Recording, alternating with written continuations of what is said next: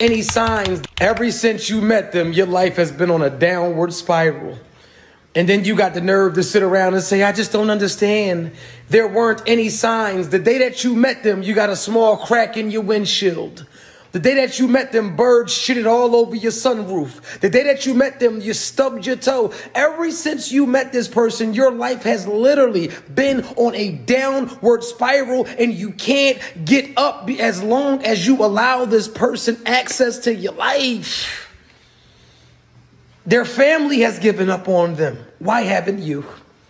Their children don't like them. When they walk past dogs, dogs bark. When they walk past children, children cry. This motherfucker is possessed. You can't save him. You can't save her. They are a lost cause. Don't you understand that trying to figure out what makes a crazy person crazy will make you crazy? Don't you know trying to figure out what makes a toxic person toxic will make you toxic? Nobody can help them. Nobody can help him. You looked at their Bible, it was curled up. They grabbed the Bible, the pages on the Bible curl up. This motherfucker's the devil in the flesh. But you the one that can fix him, and I'm going to be patient, and I'm going to love him, and I'm going to keep struggling with him, man. Fuck that. You better. Welcome to the renewal. Please be sure to like the video, share the video, and subscribe to the channel. Red flags. Why do we tend to ignore them? Is it from fear of being alone, having to start over? Or could it be from lack of experience dealing with a person fighting their demons? Not being able to distinguish between normal conflict and genuinely unhealthy behavior. Remember that red flags can appear slowly, often starting off small. You know, jealousy that look like caring, control that's said to be protection. Usually by the time you start listening to your intuition, emotional attachment already there. Protect yourself, y'all, and protect y'all's energy. Always keep God first in it. Comment below your experience dealing with the evil entity. This entity feels like that your energy has served enough, your energy has fulfilled them enough, and now they need to go on to the next target. They will literally start smiling in your face or smirking, knowing that they're hurting you. So for example, let's just say you've been dealing with someone for a long time, and towards the end you notice their behaviors change dramatically, like it's a complete 180.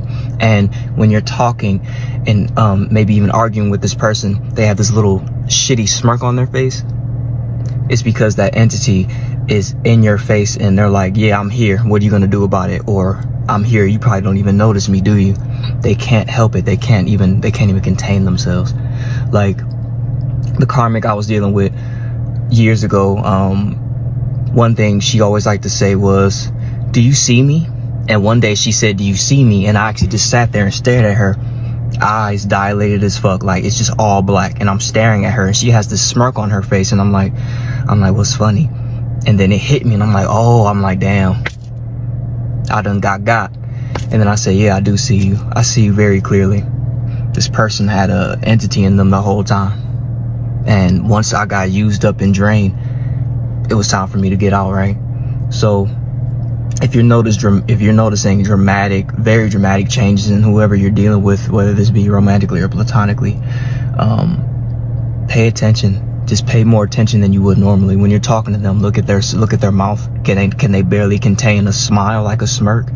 Look into their eyes. Does it look dark as fuck, like it's blacked out, like you're staring into nothingness?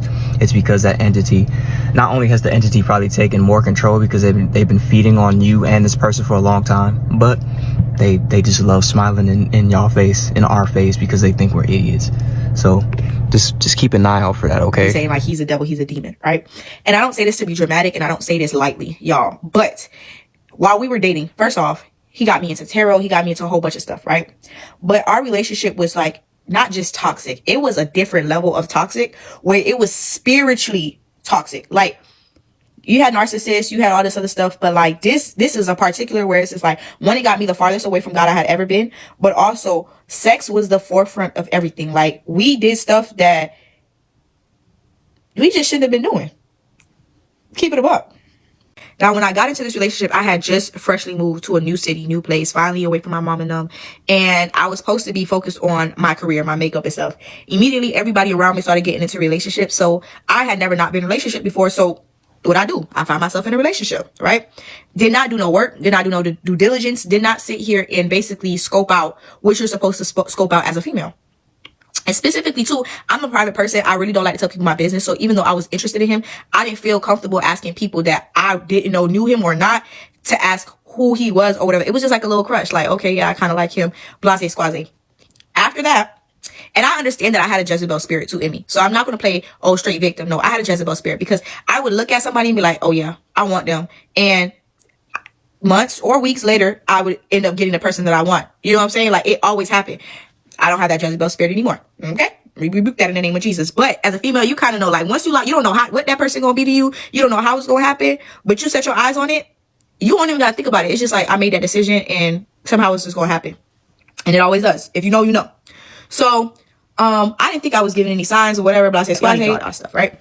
We get together and there's signs that the indecisiveness, just sneakiness, stuff like that, right? But at first, I literally could not see it. I literally felt like I kept telling my best friend, like, at the time, I feel like I have rose-colored glasses on. Like, I cannot see clearly. I genuinely could not see. It would stress me out because I'd be like, I would literally ask him in the middle of the day, like, he's smoking or whatever, and I'm just sitting on the bed looking at him like, who are you? And he'd be like, what are you talking about? I'd be like, who are you? And he'd be like, bro, you're bugging. I'm like, no, are you a good dude that has bad habits? Or are you an evil person that pretends to be good? I genuinely could not tell, like, at all. It would stress me out to the point where I was losing sleep over it. He would sleep in the bed with me.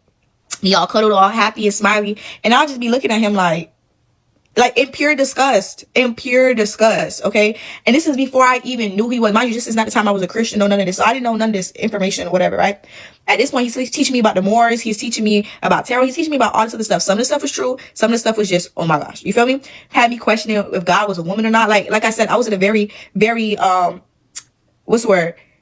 I wasn't in a sound mind, and I was very influential. I was very naive at the time. You know what I mean? Because I didn't have a foundation. I didn't have something that I truly believed in. So because I've always been curious and like, oh, it allowed me to be led astray very quickly. You know what I'm saying? Because even though like I'm very strong minded, if you don't have foundation, it's very easy for somebody to blow you up, off course. You know what I'm saying? And put you on a path that you're not supposed to be on. So fast forward, questioning a lot of things. At the time, my best friend's like, I don't know who the heck you are. Like, you're a different person. Valid stuff. You feel me? Me and her and our friends too, to different reasons. But at the time, she was saying some valid stuff. And me and her drifted apart as me and him became closer, right? And mind you, since I was younger, I would always be able to feel certain things. Like, I would wake up and be like, this person's mad at me. Or I'd be like, this person energy, like, they pulling their energy away. Or if this person's not supposed to be in like a building or whatever, I'll come in the building and be like, I feel like they're here. And people like, you saw them? I'm like, no, but I could feel their energy. And I will always be right. Like, I don't know what it was, right? So I'm very like, that's my thing. Like, I can feel very strongly. So it was one time where I was like, I don't know why, I was just really paying attention. And you know how somebody say something and they dig themselves a hole? Cause I'm like, I'm listening to you. And I used to journal a lot. So one time we was having coitus and I was looking at him and I was looking at him dead in his eyes, and his eyes were so black. It was like, it just looked evil. He just looked so evil. And I was like, you the devil. And all he did was smirk. He was like it was such a crazy smirk. And I would say certain things like, you a demon. You a demon. And he would just wink. And he would think I'm being funny, but I was like so serious. Like, and I just labeled it as narcissistic. And at the time thought I was being really dramatic. But as I got in more mature as a Christian, I was like, no, I was so right. Like, this is a demon. That was a demon. And the thing about it is, like, afterwards, the biggest thing is he always wanted to have sex with me. We would like 3-4 times a day, right? And he wouldn't even he would risk everything. He would risk everything that's like, oh, he gets with somebody else. He got somebody else pregnant and all this other stuff. And he basically was like, oh, like, I'm with her now. It don't matter. And, but we can still have, like, he would say these wildest, craziest stuff, y'all. Like, it just, but all to get back in my pants. To the point where he was like, when I moved, he was like, brother, I'll pay you. Come down here. Like, it was just crazy. Like, but it was all to have sex, not to get me back, not to be with me. Yes, he dangled marriage and like in my head, like, he dangled marriage, I ring and all that other stuff, but it was really because of how I made him feel. He always wanted to cuddle. He always wanted to, and like, he just always wanted to be up under me, right? He was sucking the life out of me. When I say sucking the life out of me, to the point where I didn't realize it until I started moving like I was single. I started moving like for me. So I started actually going to do things like fitness classes, and I would go travel for makeup, and I would go to my mom and my dad's house, and I wouldn't see him for long periods of time because I wasn't checking for him. You feel me? And as soon as he would walk through the door, I'd be like, ugh. You know what I did? I said, you disrupt my peace. Your spirit disrupts my peace. And mind you, not being Christian, not being like overly spiritual or nothing, it was just like, that's just how I felt. I didn't know how else to describe it. I'm like, something about you just disrupts me so much. And when you're like, you know how when your trash stink in your house, but you can't smell it because you've been in there too long? And then when you walk out, you come back in, you're like, whoa. That's kind of how it was. Like, the longer I stayed away, when he got around me, the more disrupted I felt. And I was like, yeah, I'd rather be by myself. Like, this is not worth it. Like, I'd rather be by myself. And mind you, at the time, I never learned how to be by myself. I was always in a relationship. I was in high school doing sports. So I never knew it was to be alone. At the time, now I don't have my best friend anymore. I don't really got no friends like that in this city. My family's nowhere. In the city, like, they're 7 hours away one way and then 7 hours away the next way. So I really had nobody. So I basically dealt with him longer than I should have, because I refused to be alone. Y'all, that's why I was so good at being alone now, and I don't find me lonely, because you don't understand how much of a privilege it is, right? But let's get back on track. So fast forward, I'm still thinking like, oh, I got the power. I'm gonna have sex with him when I want to, because I'm the boss. Not realizing it had a hold on me. Like, me not having self-control and me not being able to close my legs and convincing myself that because it's on my time, I basically running stuff. They didn't even don't care if it's on their time or my time, as long as they have access. So I'm thinking I'm being that boss girl, like, oh yeah, I call him, he don't call me. It's when I want. Whole time the demon don't care. The demon don't care. And I'm being stupid. I'm not realizing what I'm doing. So the day before I decided to move or whatever, he was supposed to help me pack or whatever, and then he didn't, and then he, like, basically right after I finished packing up my car, he's like, hey, I'm on my way. So I was irritated. I was like, yeah, I'm good. I blocked him and told him goodbye. So he did not get to say actual goodbye to me. And then I just left the next morning, didn't say nothing. Never saw him again, right? So he was pressed. He was stressed. He would send me long emails, then off of iCloud email, then off of Snapchat, creating different text me numbers for months after I moved. And it was all because he wanted to have sex with me one more time. He kept saying, I want to have sex with you one more time. Just one more time. Just one more time. And he just kept pushing the sex. Not like, oh, I want to be with you, or I just want to have one good day with you. It was to wine and dine me so he can give me the best ever. That's really what it was. And to some females, it'd be like, dang, my cootie cat this. No, the demon was obsessed. Like, the demon, I don't know what spirit, like how it worked, but I just know that demon was obsessed with me. So I'm not sure if he just saw my page the other day or whatever the case may be, sees that I'm a Christian. The demon inside of him was trying to get a reaction out of me today for me to respond, because he didn't even say like, hey, how you been? Immediately it was, hey, this is the dude that you broke my heart. And it went into like, what are you talking about? Like, you haven't changed, you haven't this. I haven't spoken to you in 4 years, sir. And you're angry, like you chose violence. You woke up and chose violence immediately. You understand? That's a demon. That's a demon. And the thing that he said, and then the fact that he said, don't pretend like he was like, you know, you still that sex demon. You're the demon. And you know that demon needs to be fed. And you understand, like, when you have a calling on your life, your spirit is inclined differently. Somebody using another female or another man is so much different. You know what I'm saying? Because everybody has different type of levels of energy. You got to understand, like, and there's stronger women, weaker women, all this other stuff. Like, I'm not going to get into it. But that demon was like, I'm feeding for that specific energy. So if he can't get me sexually, he wants me to come into agreement with something. He wants me to go back and forth so I can feed that spirit. So I basically immediately blocked it. But y'all gotta understand, like, people be like, oh, it's not that deep. It's always that deep. Take your ego out of it and stop thinking, oh yeah, this man's so crazy. He bashing my windows. He's bashing my cars, or he's blowing up my phone. He must want. No, Bookie. That's a demon. And them demons will fiend. Them demons will say anything, everything. But I promise you, the signs are there. And that is not love. That is not, oh, it's just toxic. You understand? Anything toxic stems from a spirit. Just like the fruits of the spirit. Anything that's not a fruit of the spirit. Because I would say certain things and he'd be like, you make me say this. You make me say that. Like, he would just go crazy. And in the middle of his sentence, he would switch up and be like, you make me like this. You make me like this. Like, I'm like, bro, are you good? Are you okay? Not realizing, like, you're possessed. And people think possession is just like, oh, this. No. You understand? Especially when you're smoking weed, you get drunk all the time, you're doing all this other stuff, and you do not have the Holy Spirit. Y'all understand. I'm gonna have to sum everything up, but it's story time on how I met the devil herself. So I met this chick. I'm trying to figure out a name I'm gonna give her. Ooh. So you want to go with Keisha? We gonna call her Keisha. Call her Keisha. Ooh, that girl Keisha. She wanted me to meet. You know what I'm saying? Like, cause I did technically jump in her DM and everything, and then as soon as I jumped in her DM, it went crazy. Well, I gotta stop using that fucking word right there. It went downhill from there. It went downhill from there? That's what you think? I'm technically not gonna say it went downhill from that part, because everything was, in my eyes, that shit was beautiful in my eyes. Yes, it was beautiful. Because, like, we got to know each other, all that type. Well, from my acknowledgement. You got to know a fake personality. Stop. We ain't got to that part. So, we chop it up the whole night, and then all of that led from how many kids I had, how many kids she had. She had 2 girls. I had 2 girls and everything. But the thing about it is, her shit was a big ass gap, and the gap was her oldest was like close to my oldest age, which is 11, and her youngest is like 2. My youngest is 8. And then she came in with she still took care of her stepson, which was like 14, 15 years old, but that came from when she was married in her previous relationship, and they already had a bond established from when he was a kid. Remind you, she supposed to be 28. She supposed to have only two daughters, no other kids. Oh, and then she does admit that she got a young baby daddy that at the time supposed to be like 21, 22 years old. And her excuse to that was she was out here just trying to... What the fuck was her excuse for that shit again? For what?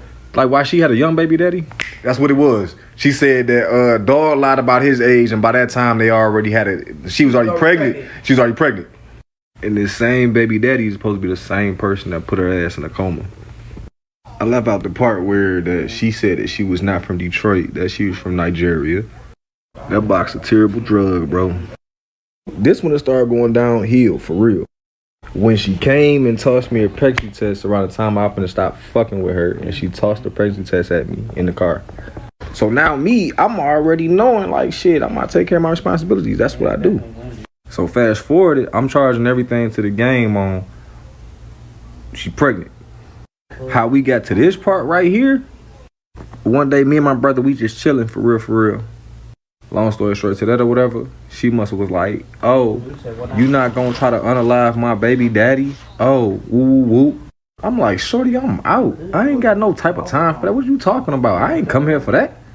I instantly, because I spent a lot of time at her house and everything, I instantly get to packing all my little stuff up, whatever. I'm like, hey, bro, come get my stuff, bro. Bro taking this sweet ass fucking time. When I finally hand him the bag that had a whole bunch of my stuff in there, she come running downstairs. When she come running downstairs and everything, she grabbed like the little security bar that was like that go under the door and proceeded to head outside. I bullshit you not. When she went outside and I come outside and everything, I'm like, yo, what the fuck? So I'm just standing there and everything, and then she instantly take that motherfucker, get to smacking the back of my shit. As she smacking the back of my shit, I'm yelling at bro like, man, if you don't stop this motherfucker. Bro just looked at me like these. I'm like, what the fuck? Come on, bro, stop her, bro.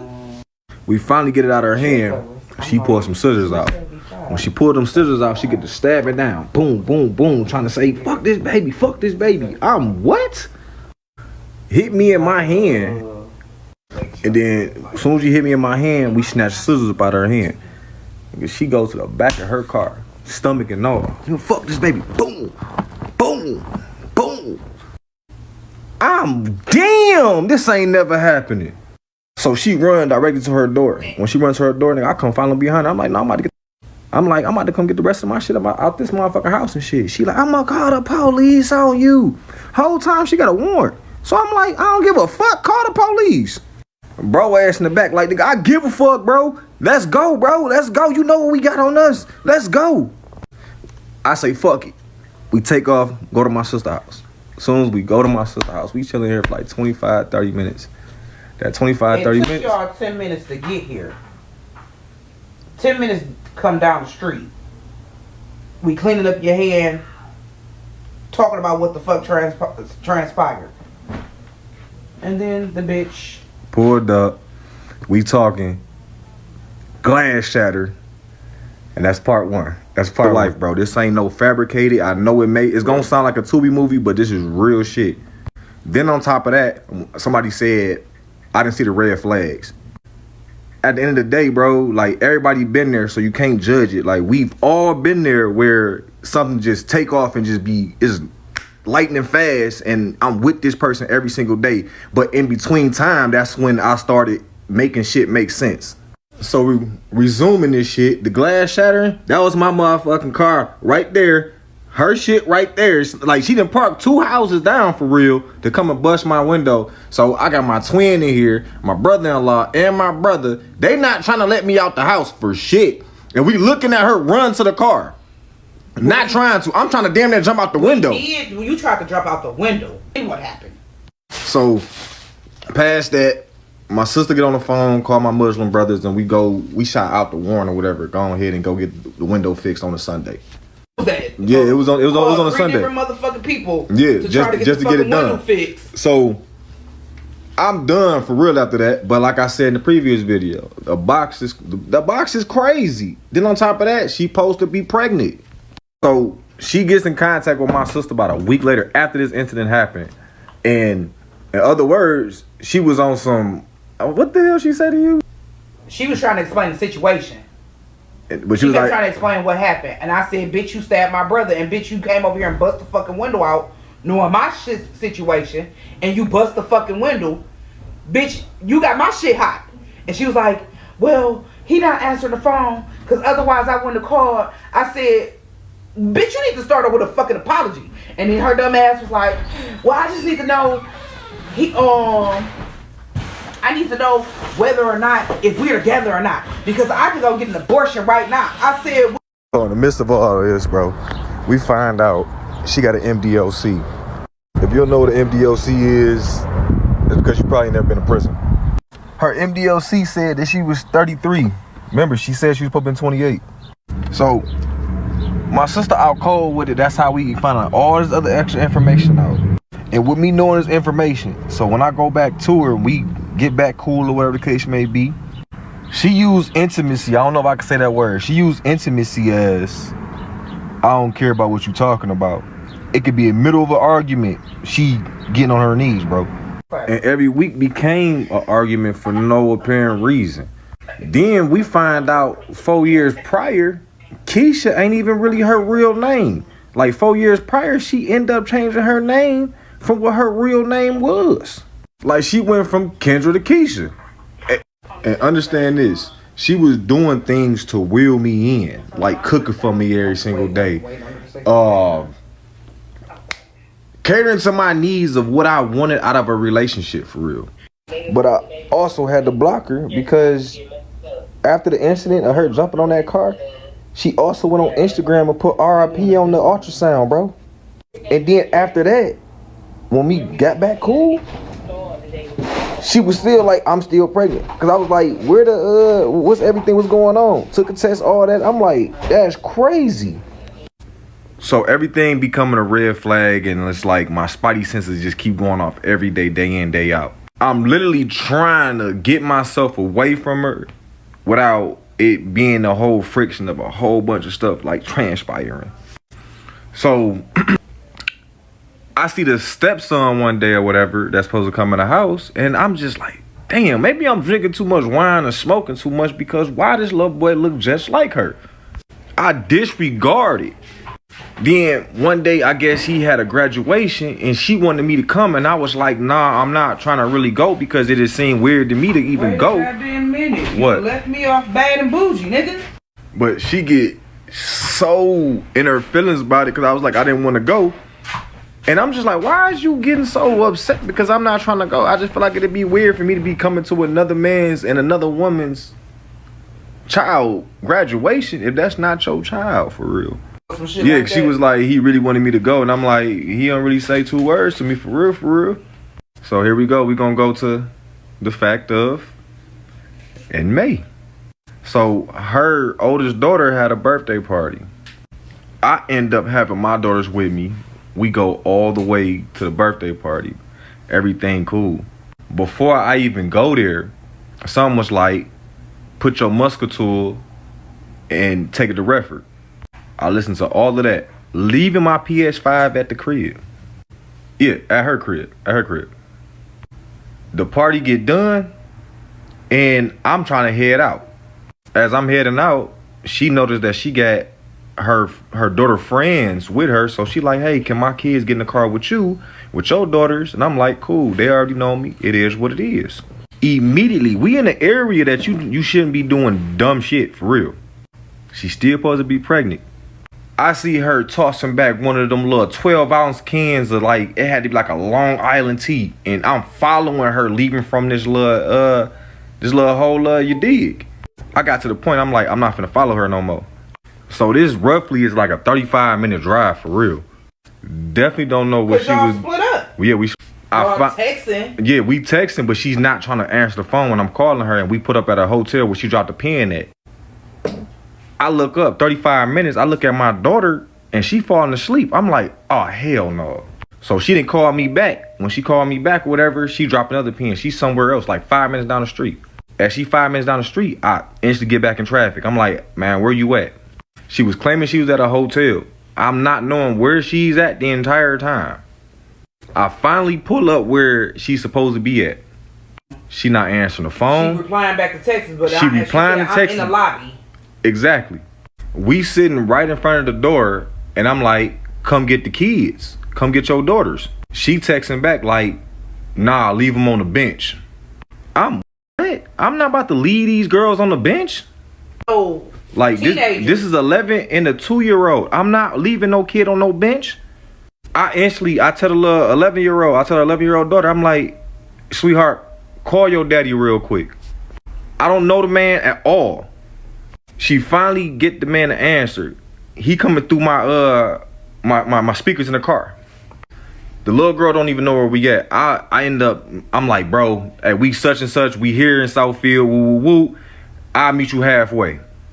He like, better yet, take her to my mom's crib. So I'm getting in traffic. As I get in traffic, she pulling in. She pulling in as I'm pulling out.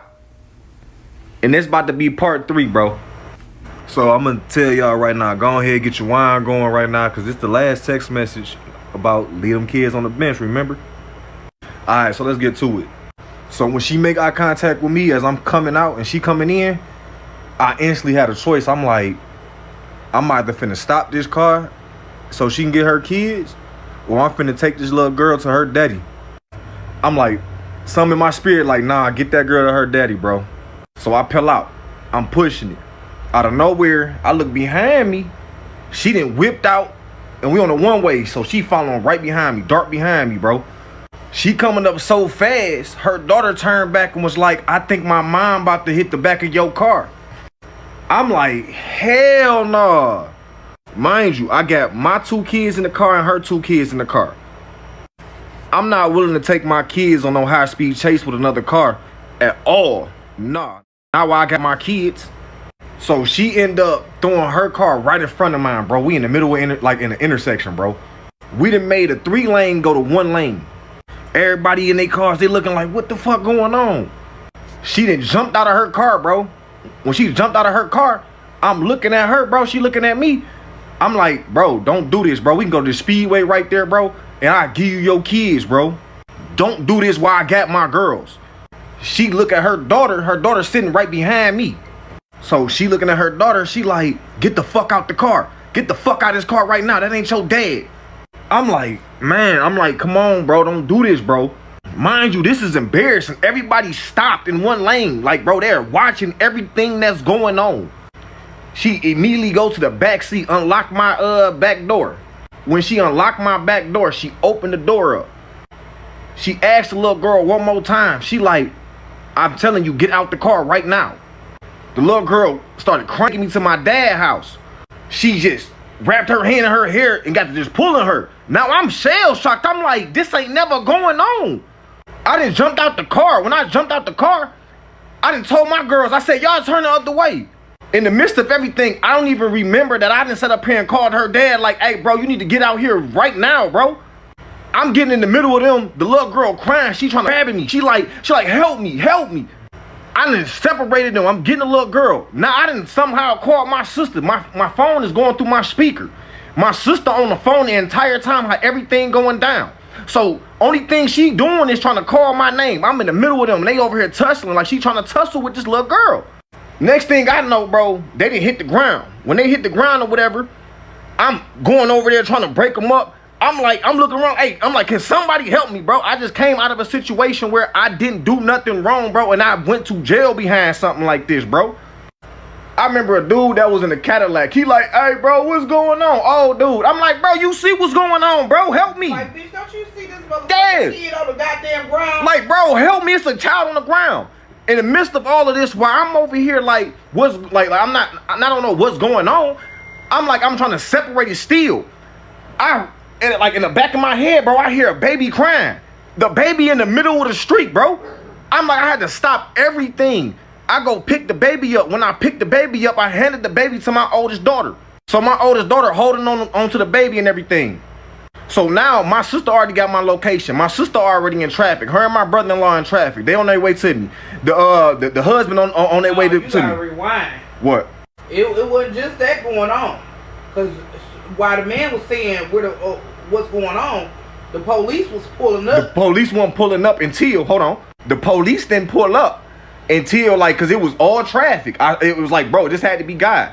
It was all traffic. And then out of nowhere, it's like all these cars disappeared. Because at first I was seeing cars hit the freeway, come back and then they recording still.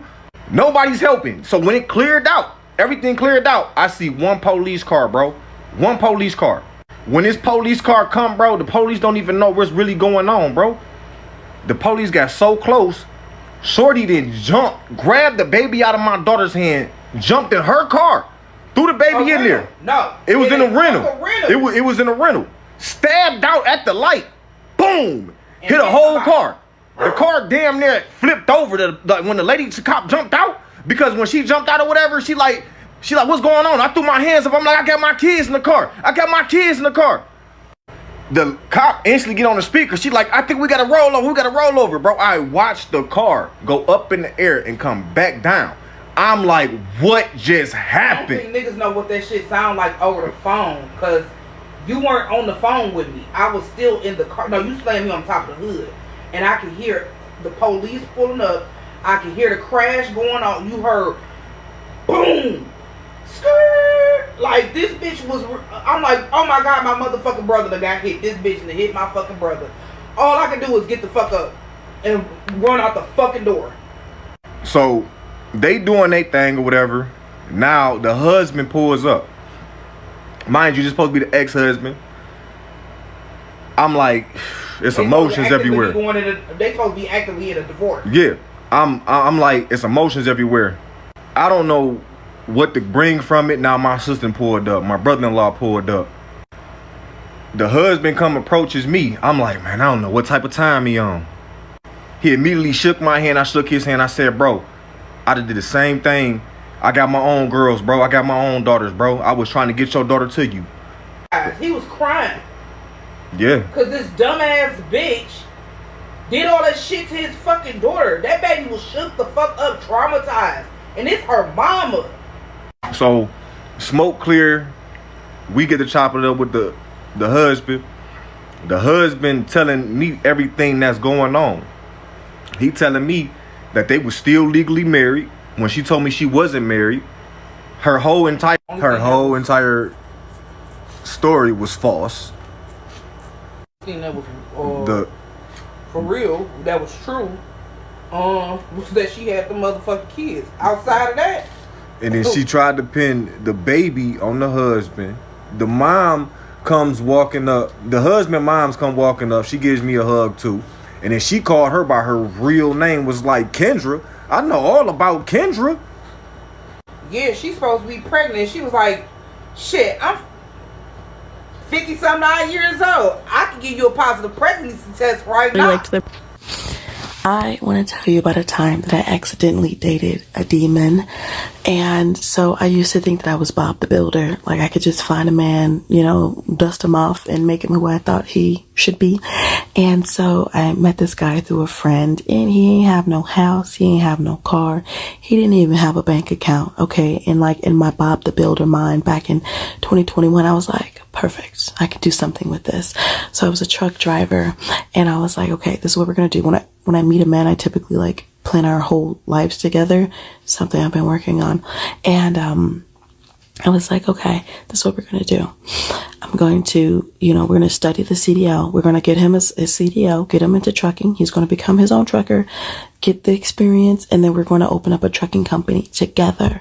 Okay. Now I sing and he rapped at the time. And so I was like, okay, we're going to be millionaires. We're going to do the entertainment industry, and we're going to be like the next Jay-Z and Beyonce. So I had it all figured out. Right.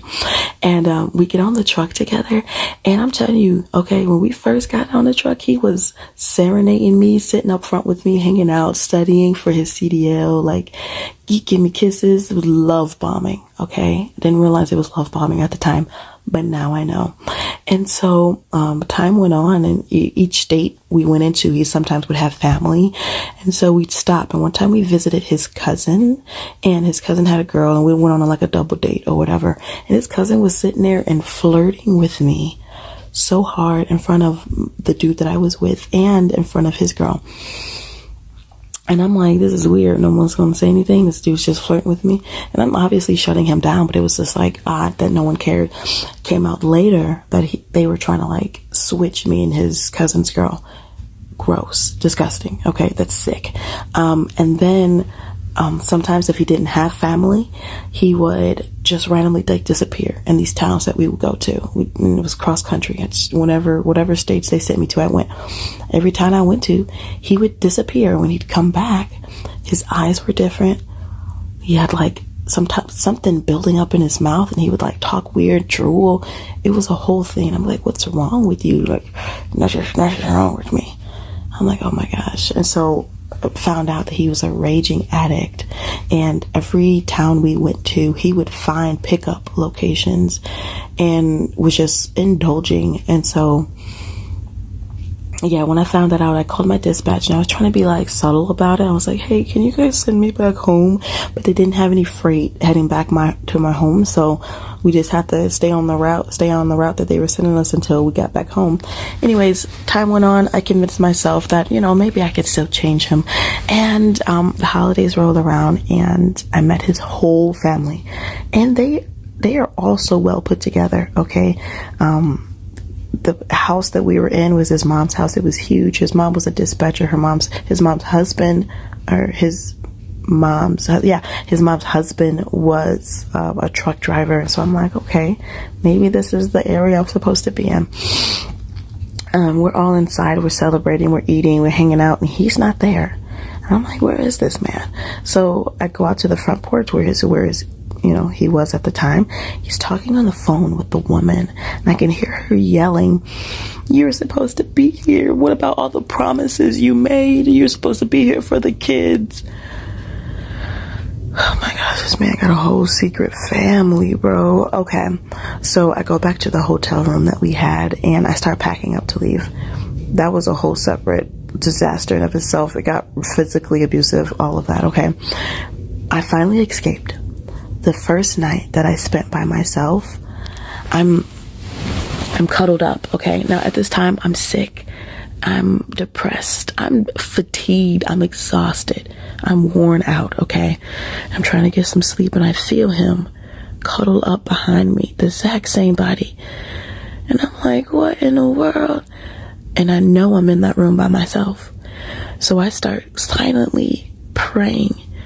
And I rebuke you in the name of Jesus. I rebuke you in the name of Jesus. And I felt it pull away, like it recoiled. And I was like, oh, it's working. So I start getting more confident. I was like, I rebuke you in the name of Jesus. I rebuke you. And I'm telling you, y'all, I was casting out demons. The entity, the body left me. The illness left me. The depression left me. All of a sudden I had clarity. I'm like, dang. I was really out here dating this man and his demons, and it cuddled up with me like it knew me. Anyways, y'all stay safe out there. Okay, so in the meantime, I'm gonna be doing my morning routine to go work out. Okay, so this was last year. I was living in Denver, and I was a flight attendant based in Denver, and I was living with my ex-boyfriend. So I didn't originally plan to live with him. The problem was I had no money, and I became a flight attendant, and I won't go into that today, but being a broke flight attendant or becoming a flight attendant while not having any money, I would not recommend that anyone does that. It is a bad idea. Anyways, long story short, I started to live with him, and in the beginning things were going really good. But before, let me just say, I had kind of indications, I guess red flags, that I considered were like pink flags. Like it was okay. At the time, I convinced myself it was okay. Because for one, he was providing for me, and I didn't really have any family or any friends that could really help. And after going through that 6 week of critical training, I wasn't going to quit my job. anyways, one of the big signs that I had recognized early on was we went to get some lunch or something, and he said something like, basically he didn't like me to say something because if I said something it would make the action happen. So what it was that I was on call, we're on reserve, and so while we're on call, he would hate that I would say, oh, we're gonna get a trip or something, which was realistic because we could look at the list, and he'd be like, don't say this, da da da. Anyway, I didn't like his tone. So because I didn't like his tone, he got really upset, and I started seeing some narcissistic patterns. Like, he would do something to trigger me but then get mad at me for making me upset, you know? So it was very early, and I slowly throughout the relationship I kept seeing more and more of this, you know, like he would do things to humiliate me or put me in a bad position because he knew probably I had nowhere to go. And then the crazy part was like he would switch. He would be that person and then he would switch to the sweetest person. Like I'd come home from work and he'd had my bathwater ran and he bought me a gift, and it was just mentally abusive. He's never put his hands on me, but mentally it was literally like I was dating two people and I really didn't know who I was waking up to on what day of the week, to be honest. So yeah, unfortunately that led me to getting pregnant. Now when I got pregnant, you know, I talked about this before. When I got pregnant, I told him, and the first thing he said was like, I'm sorry, because we had the conversation that we didn't want to have kids. And the reality is I would watch shows and I would see what he said, and I was like, oh my God, I don't ever want this man to be the father of my child. Like, I don't want anyone to think of my child as like their property, you know? Like I'm not a mom, but I think that's like the biggest task or purpose the Lord can give you is to, you know, to raise up another person. So I was like, oh no, I definitely don't want this man to be the father of my children. So when I found out, naturally I was devastated, but I also kind of was happy because, you know, I had already had miscarriages, and I was like, you know what, Lord, if this is your will, so be it. Little did I know. Okay, I'm gonna wait for this to dry off. So we start getting into arguments because he's not saying for me to have an abortion, but he's implying it. Like, why do we need to have a child right now? And da da da da da da da. And to me, I don't understand that concept. I'm not judging anyone, but I don't understand that concept when people say, I don't know why we need to have a child right now. Like, once that life is created, it's a life. It's like if you plant a seed, it's gonna grow into an orange tree. If you plant an orange seed, it's an orange seed. It's a seed. So it's like once that seed's already planted, I don't understand this concept of like we can wait. It's not waiting because it already happened. If you wanted it to wait, then should have got off of me. But I'm not blaming him. I'm obviously part of the problem. Anyways, so we're going back and forth at it, and he leaves one day because he would leave. I lived in Houston. He lived somewhere else on the other side of the country, and so we lived together in Denver, but obviously that wasn't like our main home. It was just work.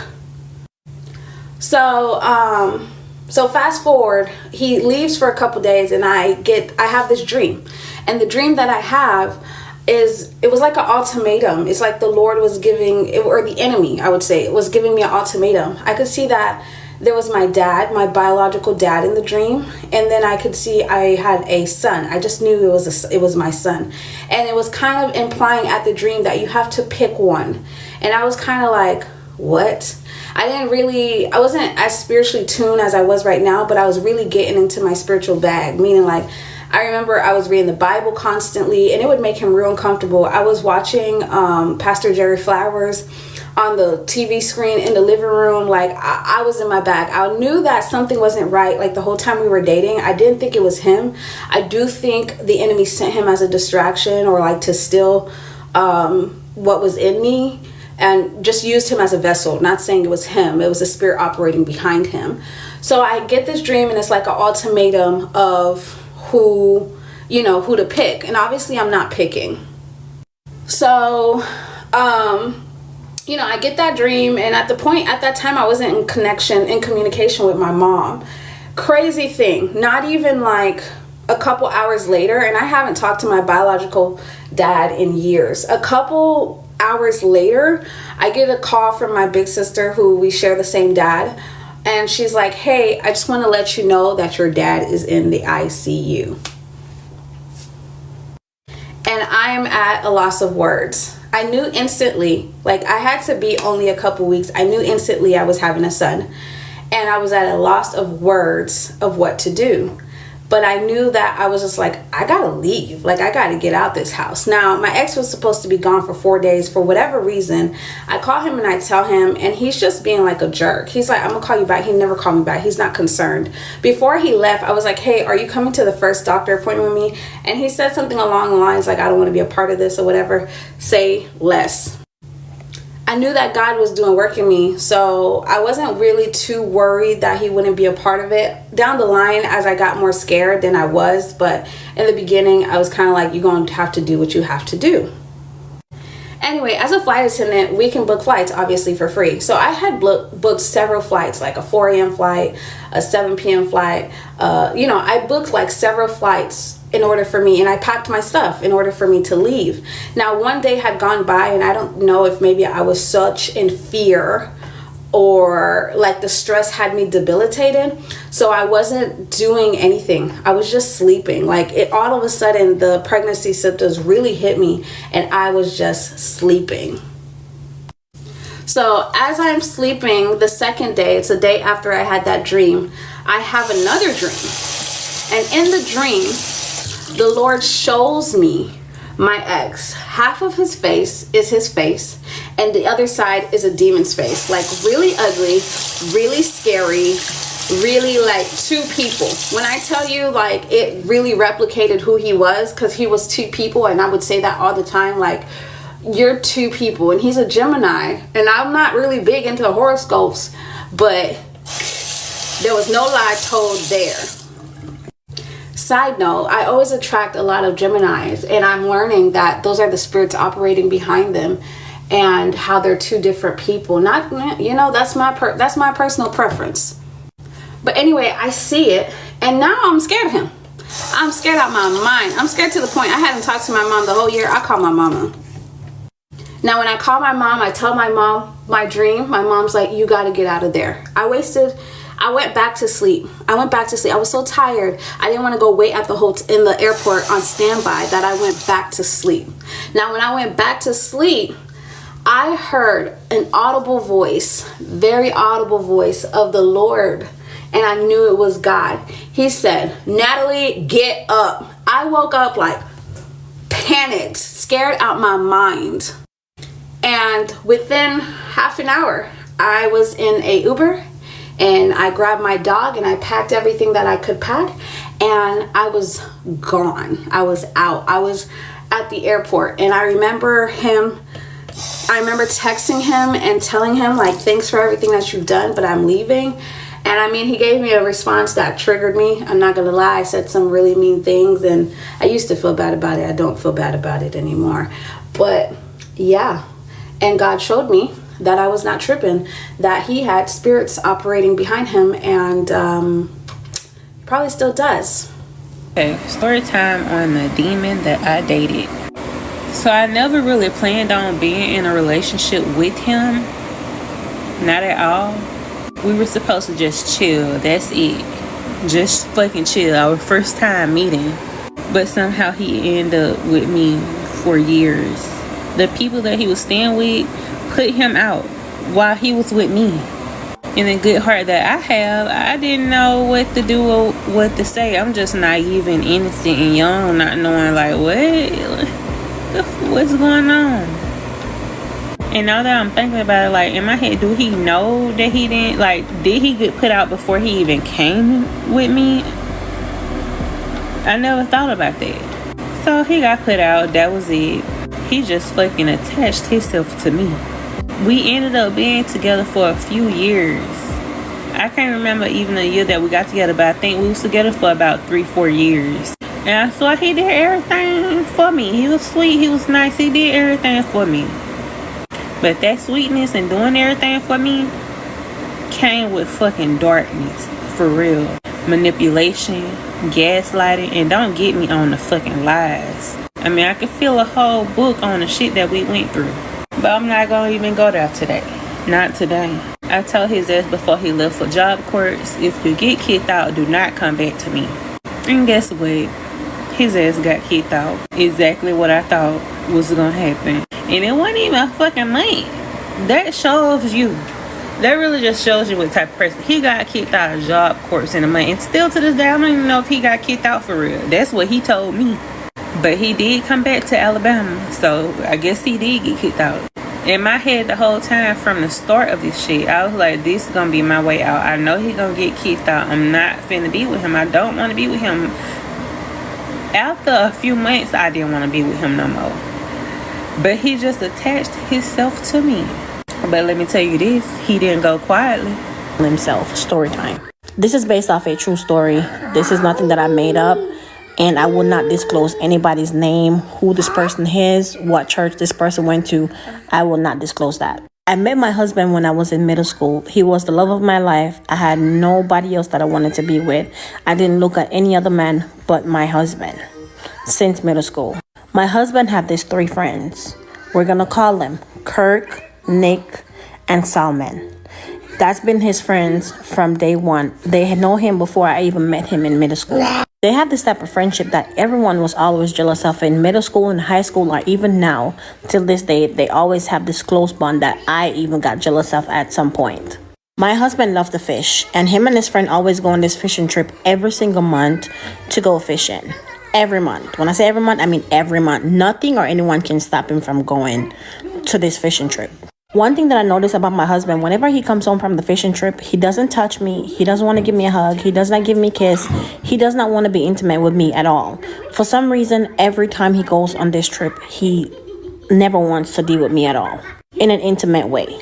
I always ignore it. It's been something that's been going on for years that I never think anything of. I will say something to him here and there, and he was just say that he's tired and he's not in the mood. So I'll always brush it off. Until one day, Kirk's wife called me, and we were having this conversation about this fishing trip, and she was telling me the same thing happened to her. Whenever Kirk's come home, he does not want to be intimate with her at all. So we decided that we're going to follow them on this one particular trip because we want to see what was going on. Why is it that our husbands do not want to be intimate with us every time they come home from this trip? Keep in mind, at this point, I've been complaining about the same issue with my husband because he was getting really annoyed. So was Kirk's wife as well. So we decided that we're going to come up with this brilliant idea. We're going to call Kirk's wife Sheila. Me and Sheila decided, you know what? We're going to let them go on their fishing trip. We're not going to complain. We're not going to say anything because we're going to follow them. When we follow them to this one particular trip that they planned, that even my husband decided that he's not going to church that following Sunday because he's going to spend the weekend on this fishing trip. He wasn't coming back home that Saturday night. He's going to stay Sunday as well. That's when the red flag spike up because I know for sure my husband had never once missed church, not one Sundays. But this particular weekend, he said he was going to miss church. So we end up following Kirk, Salman, and my husband on this fishing trip.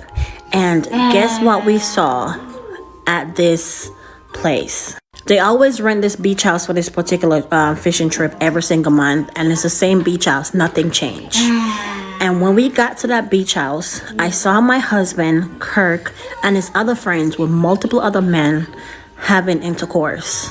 My husband was loving up on this one particular guy that was going to our church as well. So my husband was sleeping with men my whole entire life of our marriage and of us being together. And I had no idea that him and his 3 friends were all in this whole thing. My husband been living a double life. I've been sleeping with the enemy. My husband noticed that I saw him in this particular setting, and he looked at me, he smirked, and he continued on doing what he was doing.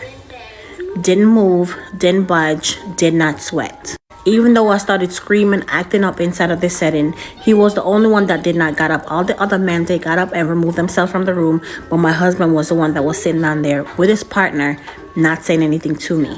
He ended up explaining to me that he'd been having this feeling for men for the longest, and he could not tell me because he knew he would damage his marriage. Me and my husband ended up getting a divorce, and him and his friends, they're still friends till this day. I've seen them around the neighborhood, but I do not speak to my husband or his friends anymore. Sheila is still with her husband. They're still happily married from what she said. But as for me, I could not continue living a double life knowing that my husband was sleeping with the enemy. I am now a happy, free woman. I am single and I will not marry another man again in this life. And I will stay single because now I know who I am, I know my worth, and I'm a woman of God, and I will stay